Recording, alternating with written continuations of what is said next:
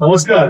आज आपल्या स्टुडिओमध्ये टाइम्स ऑफ महाराष्ट्र या स्टुडिओमध्ये प्रसिद्ध वकील नावाचे जे वकील ऍडव्होकेट वाजिद खान बिडकर आपल्या आहेत. यांच्या जीवन आधारित काही आपण महत्वाची या ठिकाणी इंटरव्ह्यू घेण्याचा संकल्प घेतला होता. त्यानिमित्तच आज आपल्या स्टुडिओमध्ये स्वतः वाजिद खान बिडकर हे विराजमान झालेले आहे. आज आमच्या आपण स्टुडिओमध्ये आहात त्याबद्दल स्वागत करतो आणि आपल्या कारकिर्दीला खूप खूप शुभेच्छा देतो. धन्यवाद सर. नेमकं आज आपण वकील क्षेत्रात आहात त्याबद्दल आणि तुमच्याबद्दल थोडीशी परिचय आमच्या प्रेक्षकांना द्या. माझं नाव ऍडव्होकेट वाजिद खान बिडकर. वाद विवादाशी माझं नाव जोडलं गेलेलं आहे. बरीच प्रकरणं आहेत. सलमान खान प्रकरण असेल, रघुसिंगशी भांडणं असेल, किंवा सध्या जे एक नाव गाजते मराठा आंदोलनाशी निगडीत मनोज जरांगे पाटील यांचा मी कायदेशीर सल्ला. सर नेमकं आपण वकील क्षेत्रात कधी आणि कशा आहात? याची सुरुवात होते जवळपास 8वी किंवा 9वीत असताना. त्या कालावधीमध्ये याची सुरुवात आहे. माझा एक जीवलग मित्र अमित नावाचा, त्याचे जे वडील होते ते वकील आणि ते वकील असल्यामुळे थोडस मला कुतूहल निर्माण झालं. आणि ह्याच्यात बोलता बोलता एके दिवशी ते काय बोलले, अरे जो अभ्यास असतो, अभ्यासात माझं गणित खर्च होता, तुला गणित खर्च आहे, तू वकील तरी हो. मग इथून मला वकिली व्यवसायाशी काय असतं, वकिलीमध्ये गणित का नसतो, ह्याचं कुतूहल निर्माण झालं. आणि तिथून माझी वकिलीची सुरुवात झाली. मी 2008 ला वकिली पास होतो. नेमकं सर मग त्यावेळेस आपल्याला ह्या वकील क्षेत्रात येण्यासाठी कोणाकोणाने कशी कोणती प्रेरणा मिळेल जेणेकरून आपण ह्या क्षेत्रात आलात?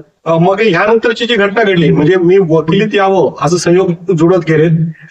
19 जे काही बाबरी मस्जिद का राम मंदिर हे जे प्रकरण चाललं होतं, त्यावेळेस जे दंगल पेटली होती, त्या दंगलीमध्ये मला आणि माझ्या चुलत भावाला, आम्ही खूप लहान होतो, पोलिसांनी जे आहे विनाकारण फटका मारला होता.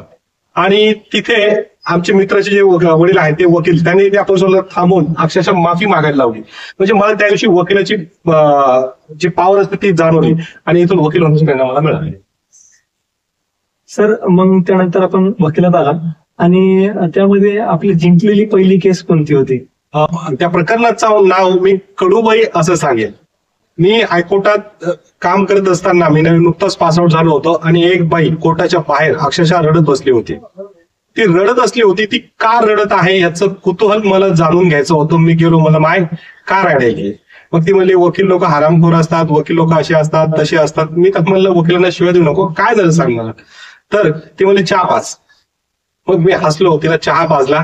मग तिने सांगितलं की माझं असं असं प्रकरण आहे, पण ते घ्यायला कोणी तयार नाही, माझं शेत दुसऱ्याने बळकावलंय, माझ्याकडे पैसे नाही, कोर्ट फीस भरायची कुठून, कसं करायचं. मग त्या आजीची कागदपत्र मी घेतली आणि म्हणलं, तू काळजी नको करू. मग हे प्रकरण मी चालवलं, तिची जमीन तिला मिळून दिली. हे मी जिंकलेली पहिली केस होती.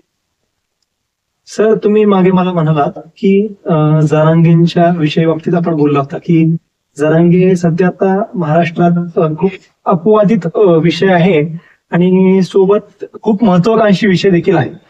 तर माझा सोबत एक प्रश्न होता की जर समजा तुम्हाला भविष्यात राजकारणात यायची संधी मिळाली तर त्याला तुम्ही कसे पाहता?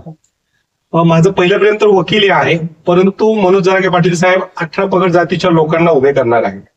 आणि जर मराठा आरक्षण मिळत असेल, समाजाचं भलं होत असेल आणि त्यांची आज्ञा असेल तर मी निश्चित राजकारणात येईल.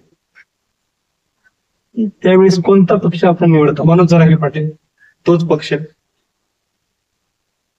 सर आता नेमकं तुम्ही कोणत्या वकिलीमध्ये प्रॅक्टिस करताय? म्हणजे फौजदार आपला सिव्हिल मध्ये करताय की क्रिमिनल मध्ये करताय? मला क्रिमिनल हा प्रकार खूप आवडतो, म्हणजे फौजदारी प्रकरण करणं मला आवडतं. परंतु माझ्याकडे जेव्हा दिवाणी प्रकरण येतात तर मी शक्यतो ती प्रकरण देखील फौजदारीत मोडावी असा मी शक्यतो प्रयत्न करतो, त्यामुळे फौजदारी. आणि अजून एक प्रकार असतो म्हणजे घरगुती वगैरे, त्यामध्ये आपला काय रोल असतो? शक्यतो मी घरगुती प्रकरणामध्ये महिलांची बाजू घेत नाही. मी घेतली तर फक्त पुरुषांची केस घेतो. ती का घेत नाही ते विचारून मला वाद नको. सर आपल्याला आवडते पुस्तक कोणते? आमचा बाप आणि आम्ही एक असं पुस्तक आहे. पुणे विद्यापीठाचे जे कुलगुरू होते डॉक्टर नरेंद्र जाधव, हे यांचं पुस्तक आहे. त्याचं नाव आहे आमचा बाप आणि आम्ही. त्यामध्ये त्यांचा आणि बाबासाहेबांचा, डॉक्टर बाबासाहेब आंबेडकर यांचा जो प्रवास आहे आणि त्यासोबत ते स्वतःच्या वडिलांची जी कल्पना करतात, तो चाललेला प्रवास या पुस्तकात आलेला आहे. मराठी भाषेमध्ये सगळ्यात जास्त विकलं गेलेलं पुस्तक आहे. प्रत्येकाने आवर्जून वाचावं. आमचा बाप आणि आम्ही हे माझं आवडतं पुस्तक. सर, आपण वकिली करणार, नेमकं आपलं या क्षेत्रातला गुरु कोण? गुरु हा जो शब्द आपण उच्चारला तर माझ्या खूप आर्थिक अडचणी होत्या. मी सुरुवातीला जेव्हा काम चालू केलं 10वी 11वी नंतर, मी प्रायव्हेट हॉटेलमध्ये काम करणे, पेपर टाकणे, याशिवाय जे औरंगाबाद हायकोर्टात वकील असतात त्यांच्याकडे ऑफिस बॉय, त्यानंतर ऍज अ क्लार्क अशी कामं सुरू केली. गुरु म्हणजे कसं असतं वकिलीत की तुम्ही आले, घरून पैसे मिळत असेल, एखाद्या हाताखाली काम केलं तर त्याला गुरु मिळतो. परंतु माझी अडचण ही होती की मला माझं पोटी भरायचं होतं आणि ती वकिली शिकायची होती.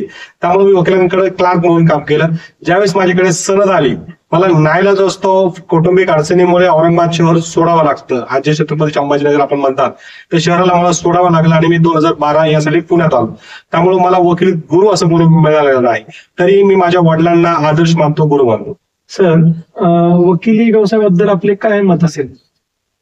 मी जेव्हा सांगतो, माझ्याकडे ज्युनियर येतात, बरेच जण विचारतात आम्ही वकील व्यवसाय करावा किंवा नाही यावं, तर ह्यामध्ये मी 3 कॅटेगरी विभागात असतो. म्हणजे श्रीमंत, दुसरं मिडल क्लास आणि खूप गरीब. तर मला जर कोणी विचारलं तर मी सांगेल मिडल क्लासने वकिली क्षेत्रात येऊ नये. एकतर पैशावाल्याने यावं किंवा जो खूप गरीब आहे त्याने यावं.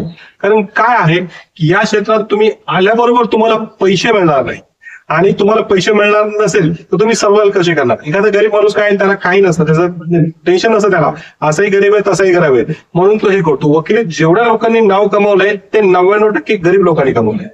आणि जर तुम्ही श्रीमंत असाल तर तुम्हाला टेन्शन नसतं, परंतु मिडल क्लास जर असाल तर ह्या व्यवसायात तुम्ही लवकर टिकू शकणार नाही. त्यामुळे वकिली प्रोफेशन हे नोबल प्रोफेशन आहे, विचार करून घ्या. सर, आता भविष्यात आपली काय संकल्पना आहे? मला मन भरून आवड जेवढं होईल वकिली करायची आहे, चांगली चांगली प्रकरणं हाताळायची आहेत. परंतु एक लालची मन असतं कुठंतरी. जसं उदाहरणार्थ मनोज जरांगे पाटील यांनी जर सांगितलं किंवा मला जर तिथं चान्स भेटलं तर मी पॉलिटिक्स मध्ये येऊ शकतो, किंवा मला बिग बॉसच्या ऑफर्स येत आहेत पण कन्फर्म अजून हे नाहीये, जर ती ऑफर आली तरी येईल.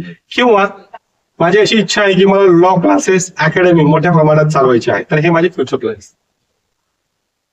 आताच आपल्या बरोबर पुण्यातले नावाजलेले वकील स्वतः वाजिद खान बेडकर हे आपल्या बरोबर होते. अतिशय मनमिळाऊ स्वभावाचे आणि अतिशय चर्चेचे वकील म्हणून त्यांना ओळखलं जातात पुण्यामध्ये. छोटीशी त्यांनी माहिती आपली दिलेली आहे आणि त्यांना भावी वाटचालीस टाइम्स ऑफ महाराष्ट्राच्या वतीने खूप खूप शुभेच्छा असतील. या पुढे आम्ही काही अजून आणखीन वकिलांचे चर्चेत असलेले क्रुशियल वकील किंवा अन्य प्रकारचे जे कोणी वकील असतील त्यांचे देखील आम्ही चांगल्या पद्धतीने पॉझिटिव्ह, नो निगेटिव्ह, चांगल्या पद्धतीचे आम्ही त्यांचे एक परिचय मांडण्याचा प्रयत्न करणार आहोत. तरी मी आपणास विनंती करतो की आपल्यापैकी कोणालाही असेच जर इंटरव्ह्यू किंवा अन्य आपला परिचय आमच्या मीडियासमोर आणि जनतेसमोर जर मांडायचा असेल तर नक्कीच खाली दिलेल्या नंबरवरती आपण संपर्क साधू शकता.